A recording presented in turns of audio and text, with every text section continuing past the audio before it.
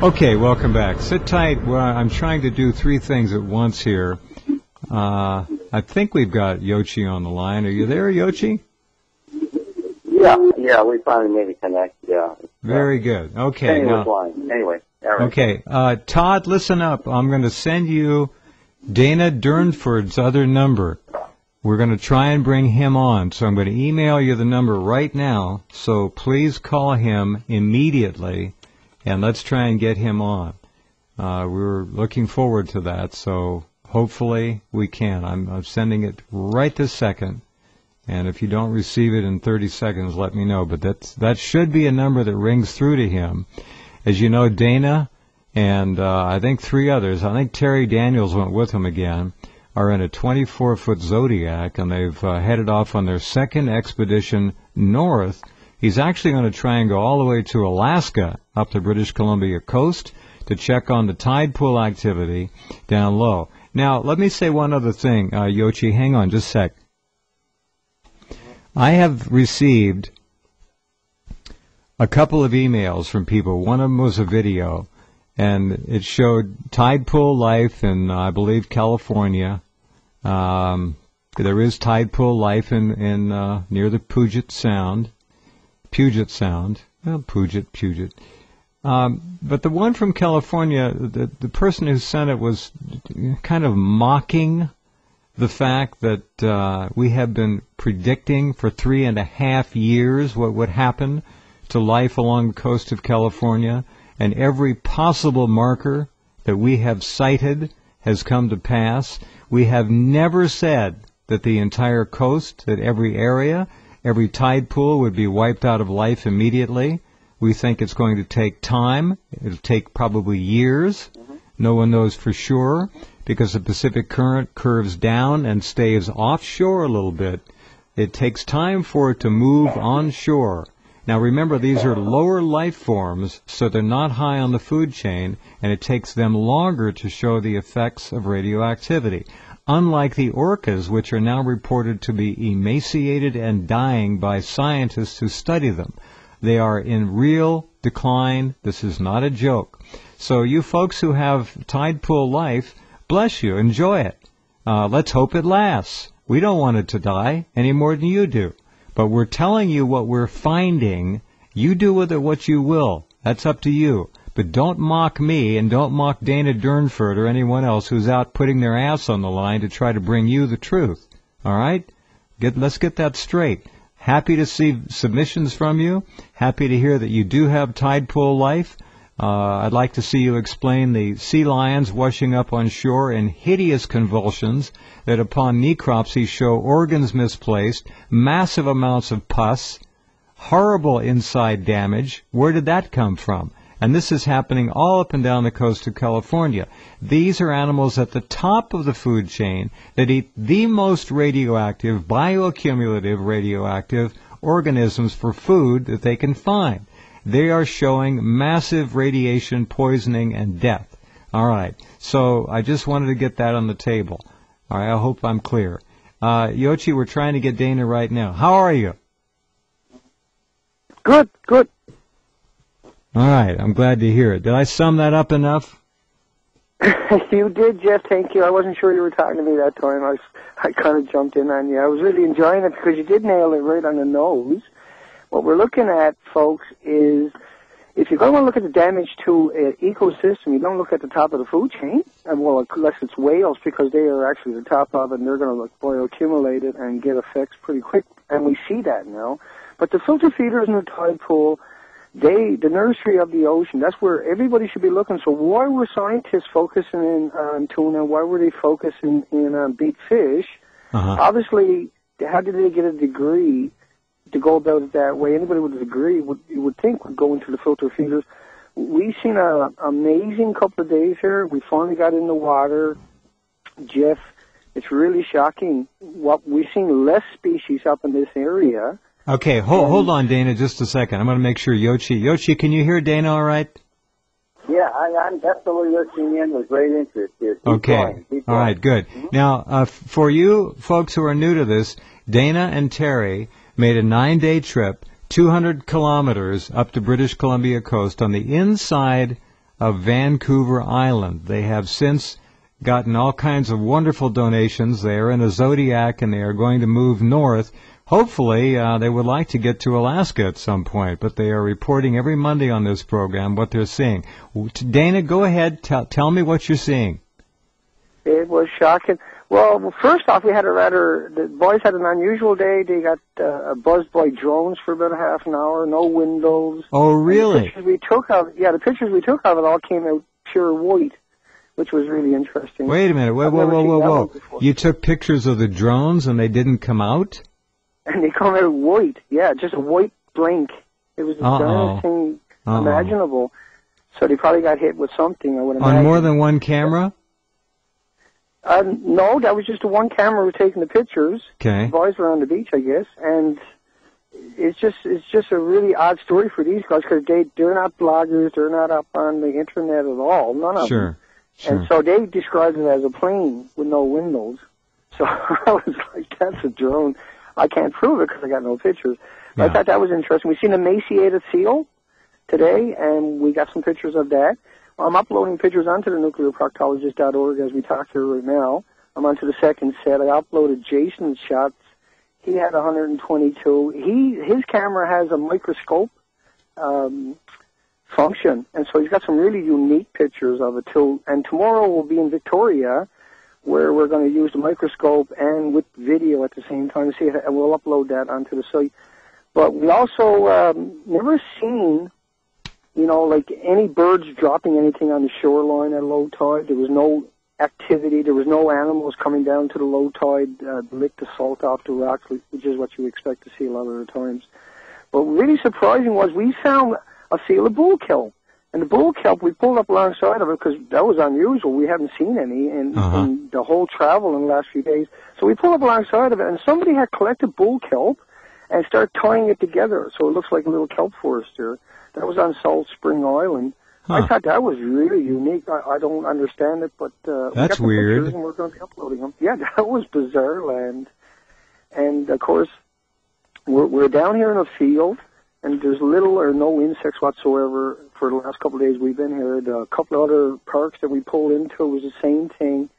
It's it's just surreal to go out on this coastline in this pristine area. I mean, there's $500 million worth of homes on these islands we were at today. We covered 6 islands, and there was nothing on the shoreline, only this kelp that it's got the wrong color, but, it looks like kelp lettuce, but it's got completely wrong color. And It had no attachments whatsoever. And the bull kelp we did find, we couldn't pull it off the bottom, Jeff. And so what bull kelp works like is like 50 feet long and usually attaches to a rock. And I used to work in it every day, day after day, 315 days a year on the ocean floor working in that stuff. So I'm very familiar. So I decided, I'm going to pull up one of those bull kelps to check the rock and see if we can get some close-up shots. We couldn't get it off the bottom. And bull kelp doesn't attach. It always attaches itself to small rocks so it can move around a bit, I guess. That's very, very odd, too. Yeah, that was really, I've never seen that in all my travels, 14 years as a commercial diver, hardcore, not counting everything else I was doing as a diver, but that was hardcore, like really hardcore, and I never seen that. So I don't know what to make of it outside of, there could be somebody there was trying to make their place look like it's a normal environment, I guess, or something like that. Obviously, why else would you do something like that? That is completely over the top weird. I don't get that. That is really strange. That was weird. I put a story up yesterday. Reports from California show California sea lions. Now, I've had a number of reports of this. They'll be found on shore in horrible seizures, and then they die. And on necropsy, they found that their organs were actually falling out of place inside their bodies.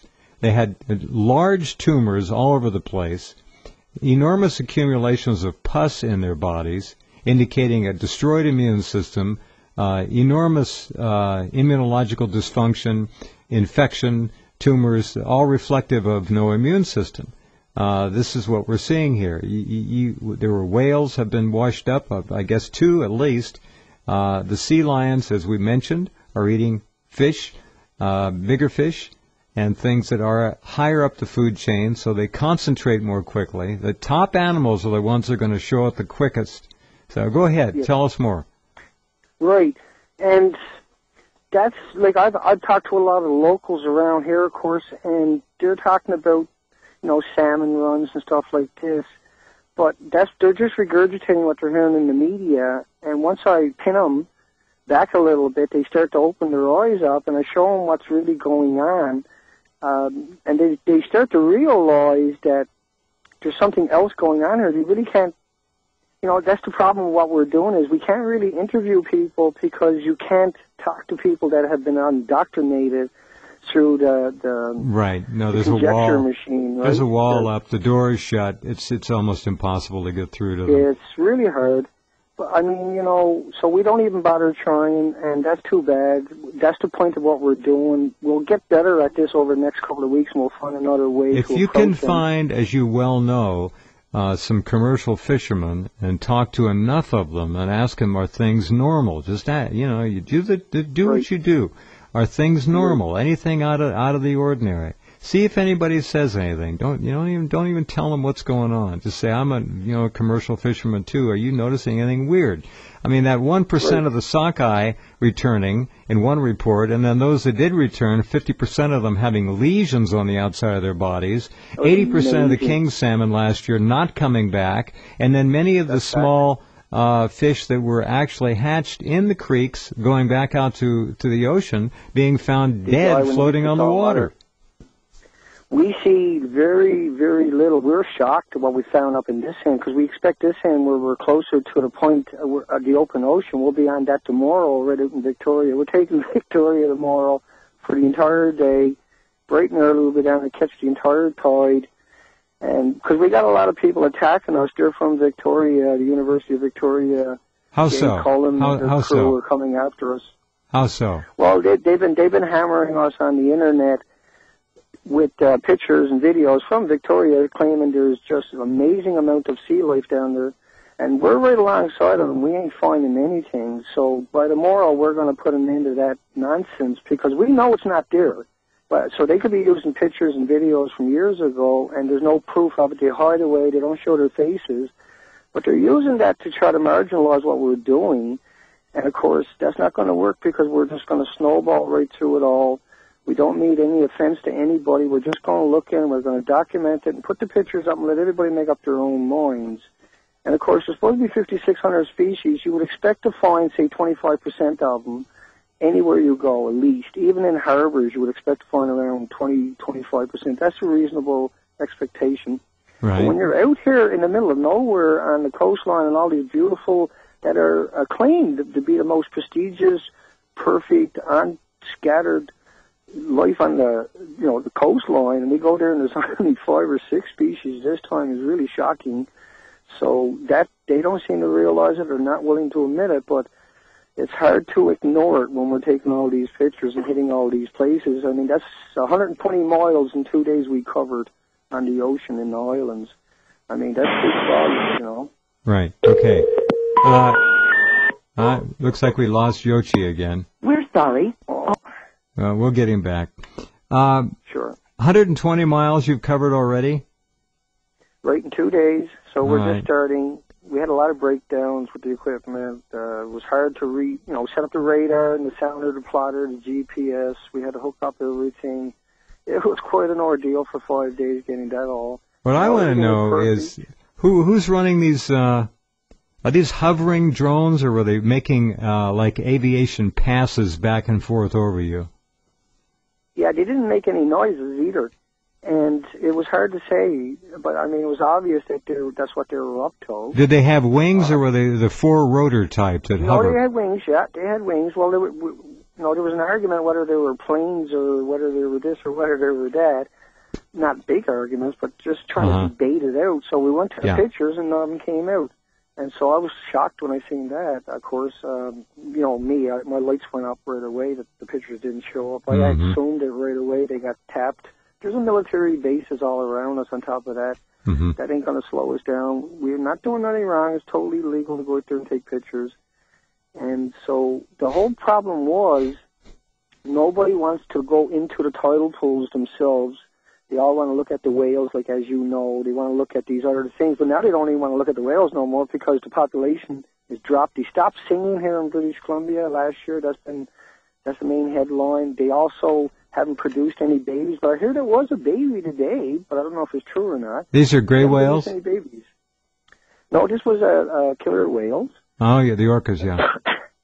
Yeah, and we haven't seen any kind, like the population is now dropping dramatically. And like you were saying there before you introduced me, was that the whales are being emaciated. That was admitted in the last 24, 48 hours, right? Mm-hmm. You got the headlines up on your side. Yeah. I finally got an internet connection. I checked it out. I haven't been able to keep up with it because I got to upload these pictures. We don't have a good connection. And so it's slowly getting up to it, thank goodness. And tomorrow we'll be uploading the next day load and then the day after that. So 3 days load going up into the nuclearproctologist.org, and then we'll move up the coastline, and we're going to go up to Banfield. And there's a big research station there, and they get millions of dollars a year, and we're going to go up and do that whole area because obviously they didn't see. And, you know, we'll just keep going up. No, isn't it funny? They wouldn't walk out and take pictures of their own damn shoreline area? They're right there. Yeah, they're right in that, probably one of the most prestigious places you can be up there on the west coast of Vancouver Island. It's really a rough coastline. Of course, the Zodiac we got is Coast Guard grade. It's self-righting. It's got a Kevlar bottom. We got all the bells and whistles on it, and there's nothing's going to stop it. Nothing's going to slow it down. We'll go every day from here on out. Got all the kinks out of it. And I would imagine by 30 days, you'll be vindicated, Yoshi will be vindicated, and everybody else out there that have really pushed to get this out there. And once again, I mean, Jeff Palco, the original Punisher, he hasn't stopped trying to support us. He doesn't stop.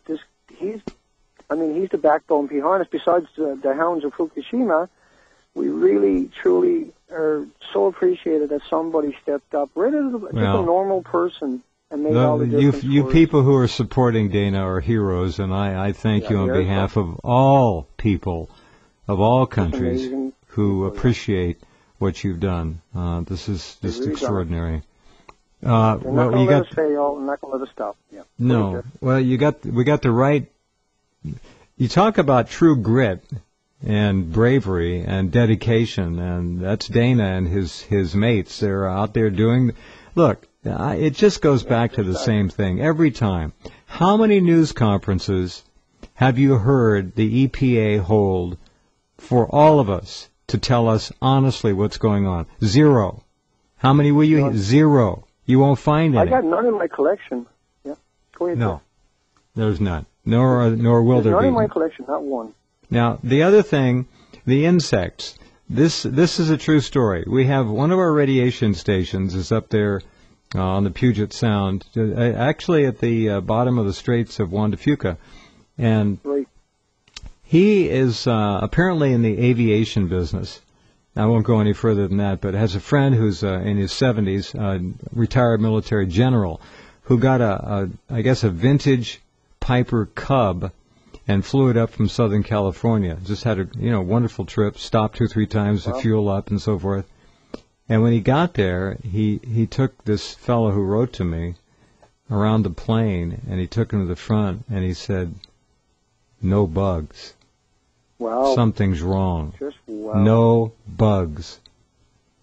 And that really was a big story. This is a military general, folks, not a joke.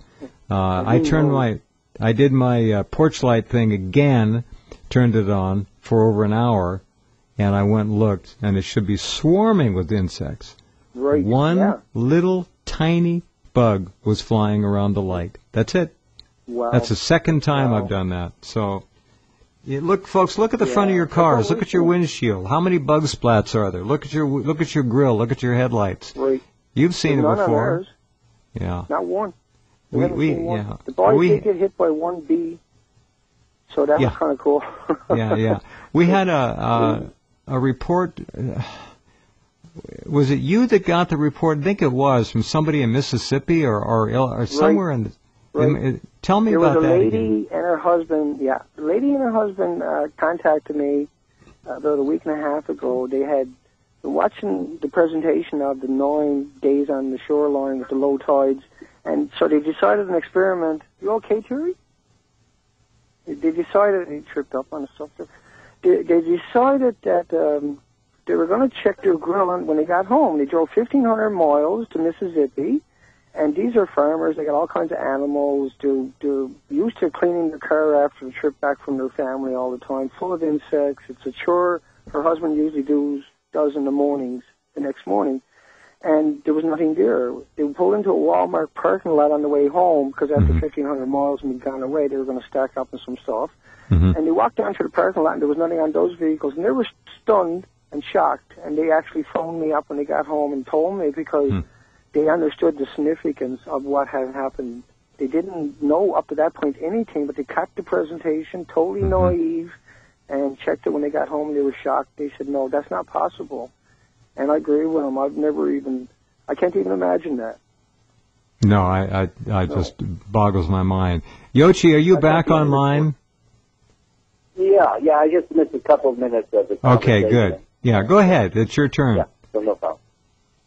Yeah, well, good to hear you're okay up there, Dana. I'm a bit shocked, taken aback by these people at Vancouver, who supposedly with the university, you say? Excuse me, not Victoria. They were with the university? Right, the University of Victoria. We've been battling them now for do these people identify themselves? Are they hiding behind anonymity? Do they identify themselves? No, they're not identifying themselves, but I mean, the rhetoric that's coming out of them is emblematic of that particular crew, but they are down on that shoreline trying to debunk me on purpose.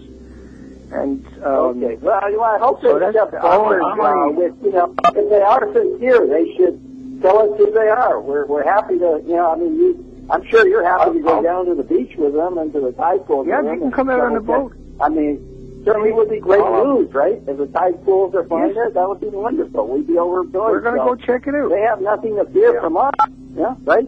Right. No, this is a bunch of crap hiding behind no name. Stand up, be a man, be a woman. Let's get this out on the table. In other words, these people possibly could be involved in disinformation. They could, or just pathological liars. That's true. Maybe, huh? Yeah. Or just a bunch of kids doing a prank. Is that the level that we're talking about here? It doesn't seem though. It doesn't seem.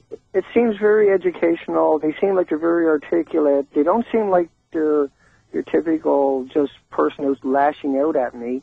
They're definitely articulate. They definitely have a plan, and they have money too. And once again, the University of Victoria. Well, this is something we need to investigate. Who does have the interest? Who would pay the kind of money it takes for something like this? Let's find out who these folks are. I think we should do a web search for them and ask them folks around the university, because it would be good to out these people. Get them out front. Appear with them on stage, in theater, and they show their stuff and show our stuff. That'll be great. Let the public decide who's being honest, huh? Right. Yeah. So, anyway, we got to deal with these sort of people because they really are trying to create obstacles in the path of what the public really needs to know, and they're trying to slow down any effort of the public to protect their children, their pets, whatever, their gardens, from what's happening out there. And we're not trying to alarm people. We're trying to give them fair warning that you've got to start taking protective measures. That's all. Yochi. That's why we love you, Yoshi, because you're a smart man. Go ahead, Jeff. I'm sorry. Yochi, be careful. Don't bump that phone on your chin. I can hear the keys getting touched. Yeah, there you go. We hear you loud and clear. No problem. The other thing I wanted to mention, I don't know if you heard this or not, but they had a winged drone overfly them, and they tried to take some digital pictures of it, and the pictures were all white. So they got beamed back, and the camera was whited out. So electromagnetic interference. Very, very interesting. They got some sort of electromagnetic field. So this is high-level stuff. We're talking about intelligence services involved in this. Instead of attending to more dangerous things, terrorism and so on, they're dealing with your rubber craft out there. Quite amazing how far governments will go. And what is the reason? I know Canada is a major exporter of uranium to Japan. The world's largest uranium mine, called Cigar Lake, is owned by Hitachi and Toshiba, along with Canadian companies. So there's a huge vested interest there in uranium exports. Other than that, I don't know what else Canada would have, as of, an economic interest in defending the nuclear industry. Now, there's 25 nuclear plants. Go ahead, Jeff. Yeah, Yoshi, Dana's already, I don't know if you've heard That's what I this. want to hear from Dana. I'm not aware of the nuclear situation. There's 25 nuclear plants there? Yeah. Yes, sir. Yeah. They're Okay, huge. well, that would maybe explain why the government has a huge interest, Glenn, in, maintaining surveillance on you from telling the truth about what's happening in the ocean. We don't even look over our shoulder. Governments have to waste their time and money doing that, when they should be the ones in charge of doing the research for the public. Well, we all know that hasn't happened for 3.5 years. It's not going to start now. What's going to happen, though, within a year or two, there may not be any more killer whale orcas left, and they're going to have some explaining to do then. Well, what the hell happened to them all? I can't imagine how there can be.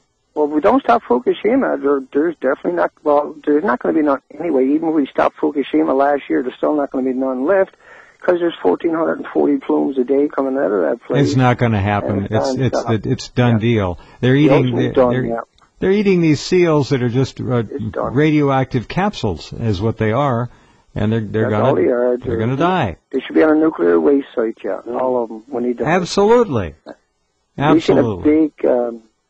We've seen a big dead. Oh, I can't even remember now the pictures. I just uploaded them. A big manta ray. And we couldn't get at it. Now, we got underwater cameras. We're going to try them tomorrow, and we think that's going to be working really well for us. We also got some microscopes in the next few days. We'll have them, and so we'll be taking the water samples and the beach samples. And right now, because we're on such a small budget, we want to keep going. We're not going to expand ourselves too hard. We're just going to go every day out there and get what we can. There's no limit on where we're going. But, as the time comes on, over the next week, we'll get up to speed on everything. Right now, it's been a pretty rough ride for everybody. Today was really cool. This is what I was trying to say last time. It's very difficult for people to appreciate how difficult it is from getting from point A to B in some difficult terrain and still trying to collect samples and do measurements. By no means easy. And then, maybe working with gear that you're not too familiar with. It's really a task that is very frustrating and tiring, actually. But I have a question for you, Dana. At nighttime, have you seen any bioluminescent plankton on the water? Does the water glow or is it pitch black? It's really dark. And we got a daylight system. We'll be going out soon. We just got it all set up. And so the idea was to go out at low tide on the night times and catch the tidal flats, see if we can find the animals, see if we can find... we don't smell much. Yesterday we smelled a little tiny bit, but there was nothing there. We did see some...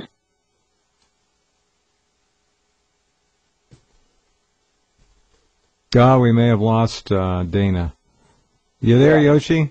Yeah, let's try to get him again. Yeah. We'll try and call him back. I mentioned at the beginning of the program, as you heard... people have been sending in just a couple, saying, look at the dead tide pools here, and they're showing pictures of life in the tide pools. Hey, that's all great. That's wonderful. The whole coast isn't dead. It's going to take a long time. That's a massive coastline, and I think this was in California, if I'm not mistaken. And remember, this comes over in pockets and cells, all right? It takes time. It takes a concentration. A cell can move through and be gone, and the life can hang on. Doesn't necessarily mean it's going to die.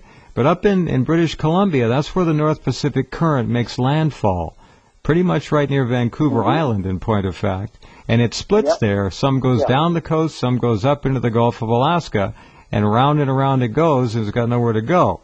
So we'll see. This is all going to take time. I think Dana's back now. Are you there, Dana? Yes, sir. Okay, we lost you there for a couple of minutes, but I was just mentioning to Yoshi about how some people are going out and seeing life in tide pools, and that's wonderful. We're not opposed to that. The more, the better. We want to check it out ourselves, though. That's right. It does need to be checked, and it will be checked. This is further down California. And we're going to find out the further north he goes, because half of that Pacific current or thereabouts goes up north, loops right up where they're going to be going and into the Gulf of Alaska and around and around. And that's why last year some of the salmon fishermen said, we're not getting any support from the government. We're going to pay for our own radioactive analyses of some of the fish we're catching. And they found out that the rates were way too high. And then what happened? 80% of the king salmon didn't show up. 1% of the sockeye early this season didn't show up. Those that did, half of them have lesions on their body. And the one fisherman said they make one dive to the bottom, and then they give up, and it's like reeling in a wet sock. No energy. Wow. I know my kid was finding tumors this summer on some of the salmon, and that was surprising. And he was mentioning how fishers were coming up to test it for radiation, test the milking for radiation. It's just a big whitewash when you do that, of course. We got the Geiger counters, we're getting better at that, and we don't consider that, we'll do it anyway, but it's not the same as looking at the species that are missing. It's kind of like going in and trying to get a picture of somebody that committed a crime after they left, in one sense to me. The radiations are going to be right across the board anyway. We'll always find the extra radiation. Of course, if people are not familiar with this, the apologists in the nuclear industry will describe it as it's equal to a banana. No. Oh, you're breaking up. That's a complete fraud. All you have to do is do a search for banana radiation fraud and look and start reading. It's all explained. It's homeostasis. Yeah, it's homeostasis. Right. Your body regulates it. Your body can't get any more potassium-40. And, of course, potassium-40 got nothing to do with ionized man-made elements. These elements are not going to be found on the sun. You won't find them on the moon. The sun creates the elements. We destroy them. And we created an element on this planet that nothing can coexist with. There's nothing on the planet. And if everybody don't really understand the significance of what I'm talking about, I'll explain it this way. If you take a glass of salt water into the ocean, it has 75 to 100 million phytoplankton. The phytoplankton are the bases of the food chain and the bases of the oxygen chain. And what happens is if you were to, and there's another billion creatures in that glass of water, and if you drop the radioactive element in there, it will cook all of them in over a period of time. But it won't lose its life in that period of time. You can continue to do that glass of water after glass of water with a single element. And in Fukushima, in a single reactor, we're looking at 3,450 assemblies. There's approximately 80 rods in each assembly. Each rod is around 18 pounds. Now, each gram is equal to all the grains of sands on the beaches in radioactive atoms. And so when you release that into the ocean and into the environment, we can see why the phytoplankton will disappear. We can see why everything else in the feeders and the filter feeders and in the nursery of the ocean will disappear so quick. It's such a big dose to give to them. Of course, the disposition on the west side of the Rockies comes to the Pacific, and on the east will go to the Atlantic. And so within a couple of months, we think the die-off happened originally, but after 130 days, the first plume hit the coastline, and every day behind that, 129 days behind that, was another plume. And that never stopped even, and it won't stop, of course, anywhere, as you know. Well, as Dr. Helen Caldecott said, it is an eternal threat to humanity. Eternal. All right, hold on a sec. We got to take a break. We'll come right back in just 3 minutes, so stay tuned.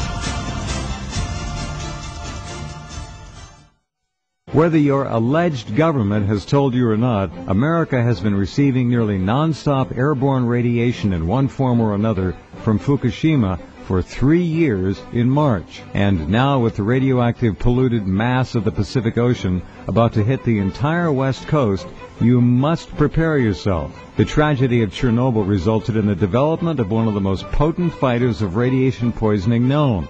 It's called BioAge Superfood, a blend of the 4 most powerful immune-building, radiation-protecting, Chernobyl-proven algae on the planet.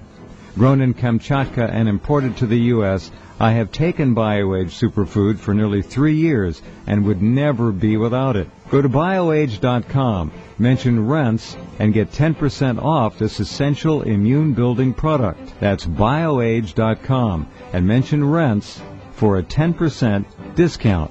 bioage.com. You have been chosen, yes, you, to discover for yourself what thousands have already experienced, the most life-changing health product in the world. It's called Royal Velvet, and there's nothing else like it.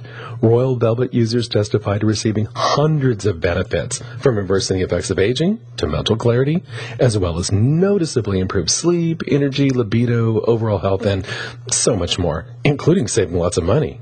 This is the real deal, that once-in-a-lifetime opportunity that you will regret if you don't act upon it. Honestly, there is an extremely limited amount of raw material, making it available only to a select few, a very select few. So find out why you have been chosen.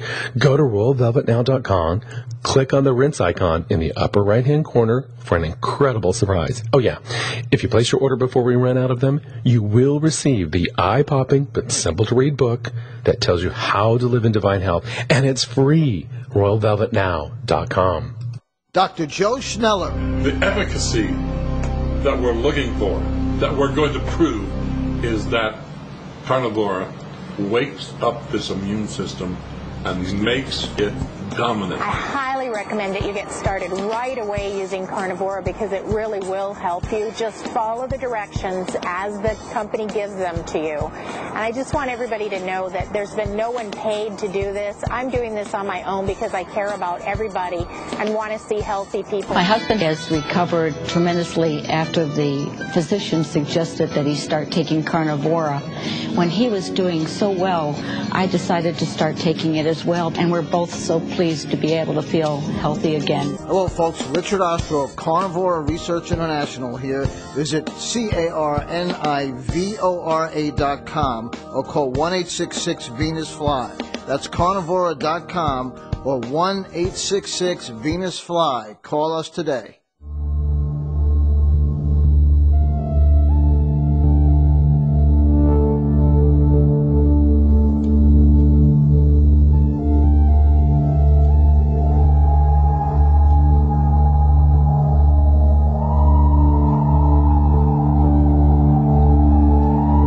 Okay, let's get right back to our program here.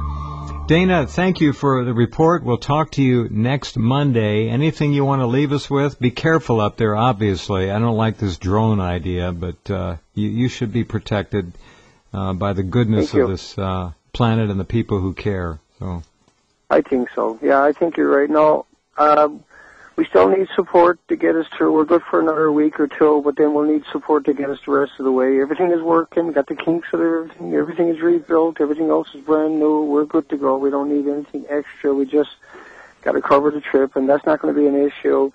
Like you say, once again, I always got to beg to get it done until it's done. Everything we got, we're returning to the people that gave it to us. Anybody that gave us equipment, we'll be sending it back to them. And so it's all about getting the data. That's all we're interested in. Once that's out there, we can have a debate. And, of course, you know, it's people like yourself and Yoshi that hasn't stopped, keeps on top of it all the time, don't muddle the water, and sticks to it like you do.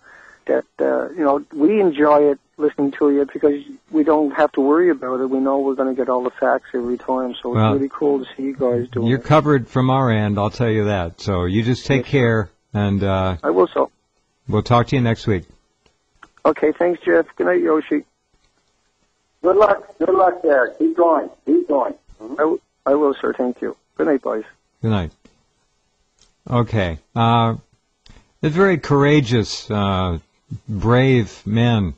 This idea of overflying them with a drone is that's too much. That's just despicable. This is ridiculous. As the Canadian government have nothing better to do. I mean, and what purpose do they expect? What do they have to gain from that? Nothing. It's paranoia and a waste of Canadian taxpayers' dollars is what it is. When relief work should be going on in that area, helping communities. Maybe some of the people in those communities are legitimately upset because their livelihoods are threatened. And that's where the government should be helping them out. You have to make some adjustments here if, in fact, the whole area is dying out along the seashore. A lot of people who make their living there got to be helped either moved away if they want to continue that business or do something else there, and to take the private protection. That's the role of government. That's right. We have to remind the officials that's your role. That's what you're supposed to do. I think the term is called your public servant or a civil service. Your idea is to serve the people who are paying you very well for the work that you're supposed to be doing. And, exactly. We have to remind governments all the time that's their job, not to snoop, to spy, and harass their citizens. They're only out there doing the public welfare and the public good. And we just don't have to, I think, emphasize that every time we turn, because governments have forgotten what their mission is and what their duty is. They've been taken over, Yochi, as you know. They're not our government anymore. They're representing the corporatocracy and the globalists who run the world now. And it's no longer a republic, a democracy, or anything of a representative nature at all. It's just a sideshow. It's a lie. It's ugly, and it's not nice, not at all. Well, this is what we're finding out in the research we're doing. Whether it's radiation issues or closer to my own area of study. Which was organic chemistry, biochemistry, biology, the Ebola issue. Governments are really the problem here. They're not helping us with solutions. They're making the problems worse. They're spending billions of dollars to make these pathologies even worse and harming the public more and destroying the economy. It makes no sense. The globalists want their power, but it doesn't make sense. They themselves are destroying the resource base on which they depend. They feed on that very same ocean as the rest of us do, and they don't seem to understand, that in the end they're going to get wiped out completely, and they'll be too late then. They'll be too late. Yeah. Now you're working on a new paper on the Ebola epidemic that is sweeping through West Africa. Yeah. You might give us. Let's not get. I don't want to discuss it too much because then again I'll have more than drones coming after me. We're getting very close to identifying the prime suspect. I've gone through the list of every program, every nation state that supports an Ebola research program, basically biowarfare project. Sure it is. Yep. But in the process, we're able, let's say, to put people to a lesser degree of guilt versus those with a larger degree of guilt, and therefore, the suspects are sort of like filtering out to the uppermost. It's a very interesting story, so it'll be coming out soon. If I don't get popped off by a drone. Amazing how the extent that these people go through. It is truly amazing. What's the media? The other issue. Go ahead. Yeah, the other science issue is this. You discussed this domoic acid. That there's, the conjecture there is that the Pacific marine life still-off has to do with domoic acid. Yeah, let me hold on. Let me restate this. You're a little bit fuzzy with that. I think they heard you. The government is attempting to hide or explain away the massive sea life death along the West Coast as having come from an algae bloom which produced domoic acid. That's what Yochi's talking about. Go ahead. Yeah, well, this is a toxic product from the red tide algae. And as you know, red tides are caused by enormous amounts of nutrients that are flushed into the seawater, let's say either from farm sewage or from sewage, mainly from urban sewage, but farm runoff as well. So we have these algae blooms. But what's interesting, they're claiming that all the sardines, herrings, and all are dying because of domoic acid. But we're in a historical low period. we're reaching historical lows for the presence of red tides in the ocean off the west coast of America. You know, I mean, there's hardly any untreated sewage. Even in Mexico, they're treating more and more of the sewage. So this doesn't make sense. How come everything didn't die in the past in such a massive scale? One question. The other issue is that the last big red tide event off the United States coastline on the Pacific was in San Diego in September 2011. Okay? So there hasn't been an incident since then. Last year in Puget Sound, there were red algae, but the Department of Ecology of Washington State said, well, this is a different kind of algae. It's definitely not red tide algae. I forget the name. It's something like neolunic. It's a specific type of algae which is not photosynthetic, doesn't make this kind of toxin, so it's a completely harmless one. So therefore, there's no substantive base for that much domoic acid in the ocean. It's a total lie from the government, and I'd like to see the government's research. I mean, they spin off these statements, well, show us the data, show us where you took the data, and so on and so forth, because San Diego, and the date's interesting there. You know, San Diego, September 2011. You know, that's like just right after 3/11, right? Yep. And there was a big red tide. Yep. You could see it crashing onto the coast of San Diego and turning blue, you know, phosphorescent blue. But then again, it disappeared after that, didn't return. Yeah. Very possibly, that algae, that red tide, absorbed a lot of cesium. Okay, it sucked it up, thinking it was phosphorus or potassium, and got killed off. You know, I think that's what happened. But that would not account for why the kill-offs were seen much, much later. You know, it should have happened in the next year, in 2012.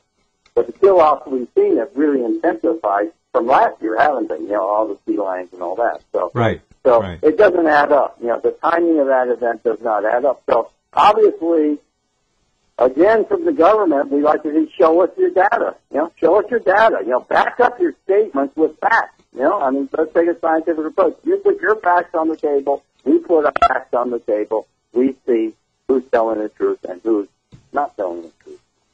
And I think domoic acid, that theory basically, you know, it can go out the window. It's not valid. And government agencies are figuring that out. Really should be ashamed of themselves. They should. I agree. It's laughable, really. It's absurd, and that's just yes, it's absurd. Really, I mean, the thing is, they're really stretching it. Why do they have to stretch it so far? I mean, you know, it shows a kind of desperation in the air, and we should be alarmed of that. If the government is going to tell us, you know, the sky is below your feet and the ground is above your head, this is desperation, you know, and why would they tell us total nonsense unless they're running scared? And what are they scared of? Why are they scared? If they're in control, can't they do something? If they can't do something, they better bring in the help and the advice, hold some public hearings and find out who can do something, who knows how to do something.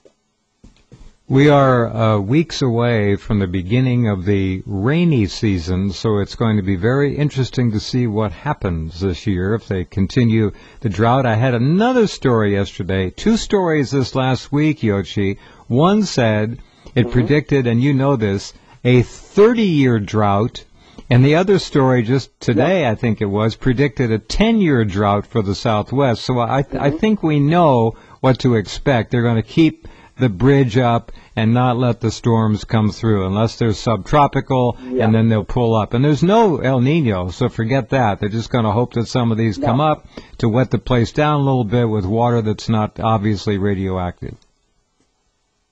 Well, the problem is I think they're finding out that the water from the south is radioactive because the California current works its way down there. Yep. A lot of tropical storms are developed there. One just went through Mexico and hit Phoenix, Arizona. And I really think people in Arizona and Phoenix better get their dosimeters out and find out in the aftermath how much radiation came in. If you have, and any of you folks in Phoenix, if you've got an Inspector Plus or a Geiger counter and you collected any rainwater, even if you go out and measure the ground under the downspout on the side of your house, as opposed to the ground, say 20 feet away, see if there's not a big difference in the background readings of radiation you get. I think you might be very surprised. And let us know.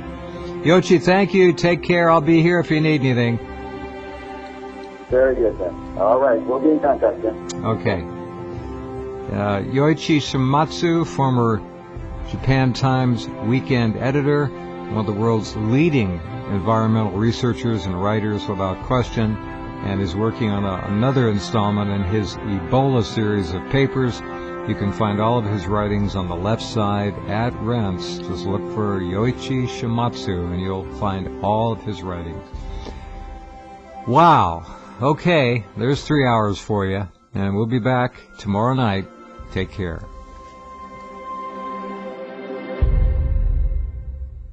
In 2007, one man, Mike Dillard, made 5 predictions which forecasted the 2008 economic crisis and the pending Eurozone collapse. 3 brand new, shocking, must-watch videos with predictions for the coming year. www.the3videos.com. Over the past year, Mike Dillard has helped thousands of ordinary people create and recover wealth by tapping into the black box investing strategies the big banks don't want you to know about. www.the3videos.com. As the European banking system implodes and governments collapse at breakneck speeds, the